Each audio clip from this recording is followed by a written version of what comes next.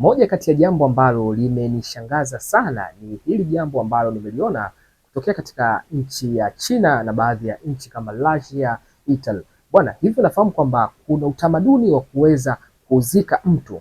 Yes, wanazika mtu. Tofauti na mazishi yetu, sisi tumezoea kwamba mtu atazikwa kwenye jeneza au atawekwa kwenye jeneza marehemu, then atazikwa ardhini.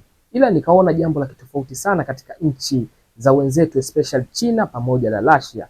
Hivi unafahamu kwamba uzikaji wao, mazishi yao hawatumii jeneza, bali kaburi linachimbwa, linatengenezwa vizuri, linakuwa transparent, yani kwa juu kunakuwa kuna glasi ambayo unaweza ukaona ndani kuna nini, then marehemu analazwa mule ndani. Kwa hiyo ukiwa kwa juu unaweza ukamwona marehemu akiwa amelala kaburini.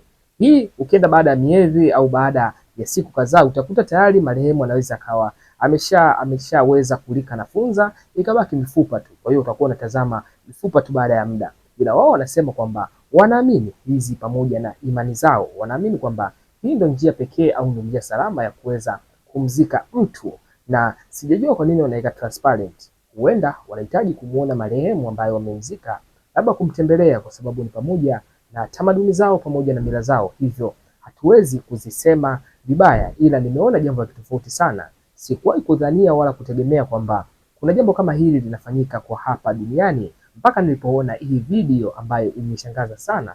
Tena ni nchi kama China. China imekuwa ni moja kati ya nchi ambayo inasifika kuwa na mila na tamaduni za ajabu sana. Leo hii nataka nikuulize, kama wewe, je, unaweza ukamzika mpendwa wako kwa njia hii ambayo utakuwa kila muda unaweza kwenda kumuona, au mtu anaweza kapita makaburini na akamtazama? Je, wewe utaweza? Ninafahamika kama Cruise Masoli. Usisahau kuniachia comment katika hii video. Cha kufanya like, comment, share and subscribe katika channel yetu ya Cruise Masoli katika hapa YouTube.